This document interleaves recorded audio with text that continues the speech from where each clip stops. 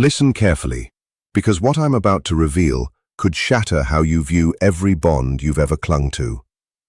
There arrives a point in existence when you cease pursuing another. Not since you ceased feeling, but since something deep within you at last stirred awake. And in that instant, all transforms. Not with noise, not with theatrics, but profoundly. You skip that text, you avoid contact, you refuse to mend what they shattered.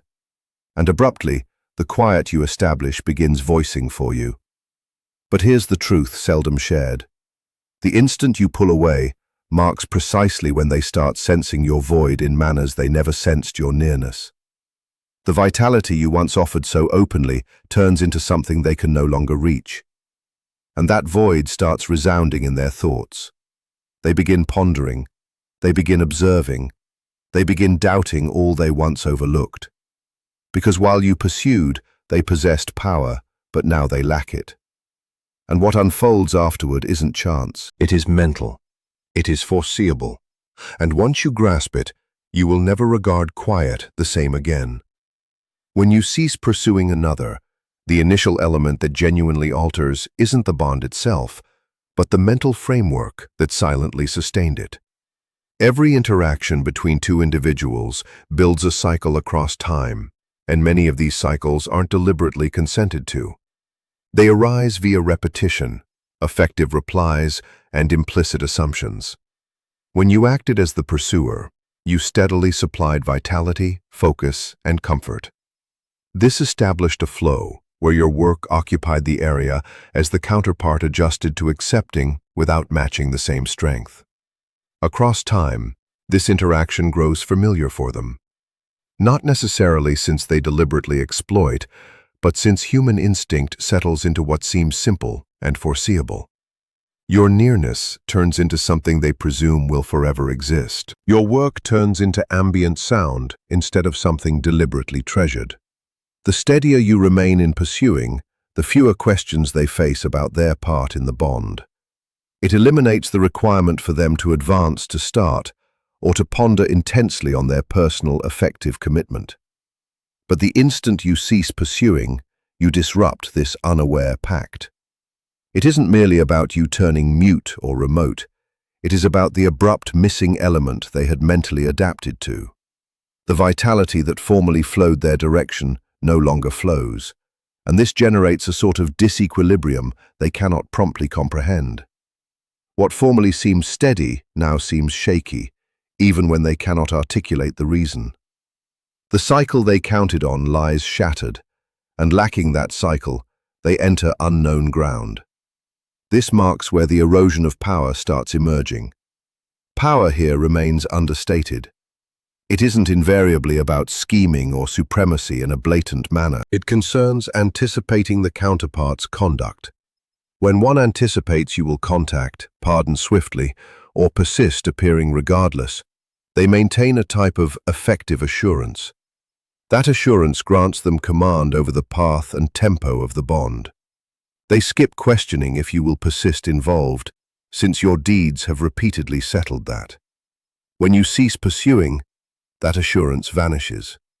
Now they ignore whether you will text, whether you will reply identically, or whether you remain effectively committed whatsoever. This doubt proves uneasy, since it compels them from an inactive spot into one where they must gain consciousness. Consciousness delivers duty, and duty represents what the former interaction permitted them to evade. Initially, they might not respond intensely. They could presume this alteration proves fleeting. They may suppose you appear occupied, diverted, or experiencing something that will fade. This supposition serves as a shield, guarding them from promptly facing the profound significance of your retreat. But as duration advances and your conduct stays steady, that shield starts crumbling. The missing aspect of your work grows evident. They commence sensing an absence, even when they cannot precisely name it. It isn't solely your nearness, but the effective bolstering you supplied. Lacking it, they remain without the prior degree of confirmation they once obtained smoothly. This generates a faint unease that starts expanding across time. And this marks where the mental cycle totally disintegrates, because now, rather than you advancing their way, they linger in an area where nobody sustains the bond at equal strength. The framework that formerly secured everything no longer stands, and in its missing state, they must face their personal stance. They must advance to rebalance or stay motionless and hazard forfeiting the bond completely. What renders this alteration potent is that it arises not via clash or clarification.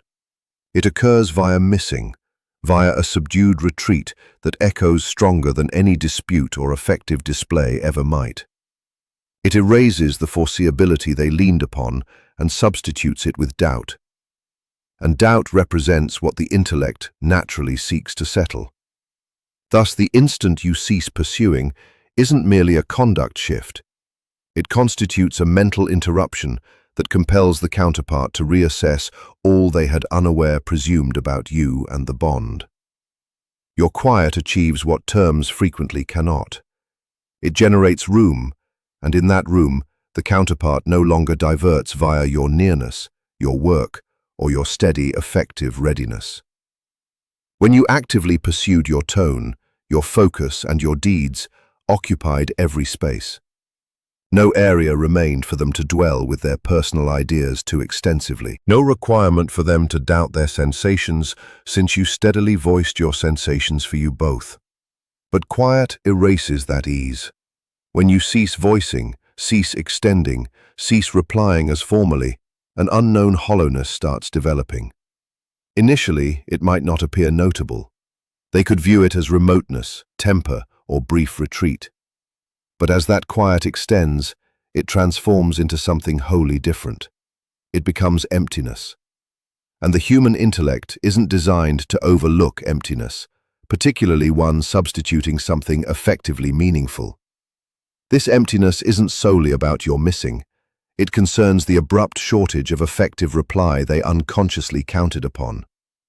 Earlier, they could gauge their significance via your deeds, your texts, your work, your steadiness, all functioned as indicators affirming they counted, they were craved, they retained command of your focus. But now with your quiet, those indicators vanish, and lacking those indicators, they remain with solely their personal ideas. This marks where the alteration grows profoundly inward, because in the missing of your tone, their internal conversation intensifies. Inquiries start arising, frequently unbidden. They commence pondering what altered, what triggered this quiet, and crucially, what it signifies. The assurance they formerly possessed substitutes with conjecture, and conjecture possesses a manner of guiding the intellect into zones it formerly shunned. They commence replaying prior exchanges. Instances that appeared minor then now seem meaningful. Elements they overlooked or dismissed commence holding gravity. They may commence spotting where you contributed more than obtained, where you displayed endurance, where you remained even possessing causes to depart. These insights don't arrive simultaneously. They surface progressively as the quiet persists, offering them nothing additional to concentrate upon. What renders this procedure potent is that it self-originates. You no longer clarify your merit or recall them of your nearness.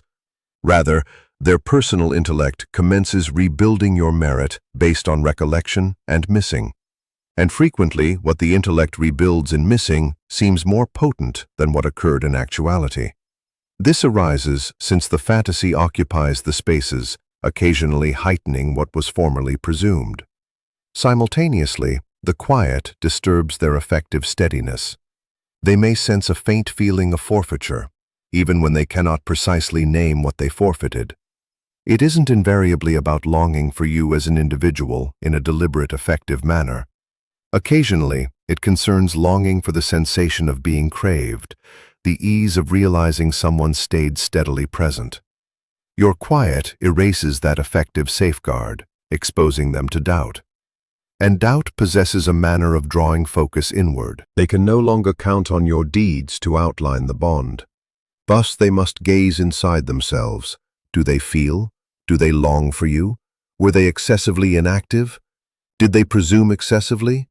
These aren't inquiries they needed to pose earlier, because your nearness rendered everything seem steady and unchallenged. But now steadiness vanishes. Your quiet turns into a reflector casting back their personal affective condition without disruption. And what they observe in that image may not invariably prove easy. They may discern they invested less than you, or possibly more bonded than they first supposed. Whichever, the quiet compels lucidity in a manner steady dialogue never might. This explains why quiet frequently seems stronger than terms, because it erases diversion, substitutes it with consciousness. It doesn't dictate what to consider or sense, but it establishes the setting where considering and sensing turn inevitable. And in that procedure, they commence facing sensations they may have overlooked, postponed, or never wholly grasped. The emptiness you establish isn't vacant whatsoever. It fills with their ideas, their inquiries, their insights. And unlike your terms, which they could decode, reject, or regard casually, their personal ideas bear distinct gravity. They prove tougher to evade, tougher to disregard, and vastly more intimate. Thus, your quiet doesn't merely separate you from them, it draws them nearer to themselves. And thereby, it compels them to confront the truth of what your missing genuinely signifies. When one grows accustomed to your focus, they seldom encounter it as something remarkable. It gradually becomes something anticipated, something that seems an inherent element of their surroundings rather than a deliberate present. Your nearness, your texts, your affective readiness, all of it commences operating as a constant origin of confirmation. It comforts them, frequently without their awareness, that they count, that they are craved, that they occupy a particular spot in your realm. This confirmation doesn't invariably register as something they deliberately rely upon. Actually, the steadier it delivers, the less apparent it grows. It merges into the backdrop of their daily affective encounter. They don't awaken pondering it, and they don't doubt it because it has forever existed. It becomes portion of the mental base they rest upon, subtly bolstering their feeling of self-worth within the setting of your bond. But the instant you cease pursuing, base commences altering. The confirmation they once obtained so smoothly no longer appears. No texts affirming their significance, no deeds displaying your ongoing commitment, no faint recalls that they remain central to your focus. And initially, they may not deliberately spot what lacks. They might merely sense that something differs, something faintly wrong, without managing to precisely name it. This arises because confirmation, when steady, often registers more in its missing than in its presence. As duration elapses, that missing grows evident. The effective bolstering they once counted upon vanishes, and lacking it, a sort of hollowness commences developing. This hollowness isn't invariably intense or overpowering. It can prove faint, nearly subdued, yet enduring. It appears in minor instances, when they inspect their device and spot no text from you, when they discern you haven't contacted, when they perceive that your vitality no longer aims toward them. These instances commence piling, and with each, the shortage of confirmation grows tougher to disregard. They may commence doubting why you halted, but beneath that doubt rests something profounder. They commence doubting their personal stance in your existence. Are they still significant? Did something alter? Did they forfeit something they never wholly prized? This marks where the effective alteration commences gripping, because confirmation isn't solely about sensing liked or craved. It links to identity, to how one views their merit in a particular bond. When you steadily appeared, they skipped considering their merit. It reflected back via your deeds. But now, lacking that reflection, they remain without a distinct benchmark. And the intellect dislikes forfeiting its benchmarks. Thus it commences hunting responses. It revisits prior exchanges, seeking hints. It attempts comprehending what triggered the alteration. It may even strive recreating the sensation of confirmation by recalling instances when you appeared, when you displayed work, when you rendered them feel meaningful. But recollections, regardless how vivid, cannot wholly substitute the encounter of live confirmation. This generates an expanding feeling of disequilibrium. They may sense a faint decline in assurance within the setting of your bond, not necessarily in their complete feeling of self, but particularly in how they view their significance to you. What formerly seemed safe now seems shaky. What formerly seemed assured now seems doubtful. And this doubt can prove uneasy. It propels them into a spot where they must face something they formerly evaded, the chance that they depended more on your confirmation than they grasped. This insight doesn't invariably arrive smoothly. The self may oppose it, striving to sustain the conviction that nothing altered, that your missing doesn't signify. But the effective encounter narrates a distinct tale because the missing of confirmation generates a breach, and that breach attracts notice to itself. It renders them conscious of what they no longer possess,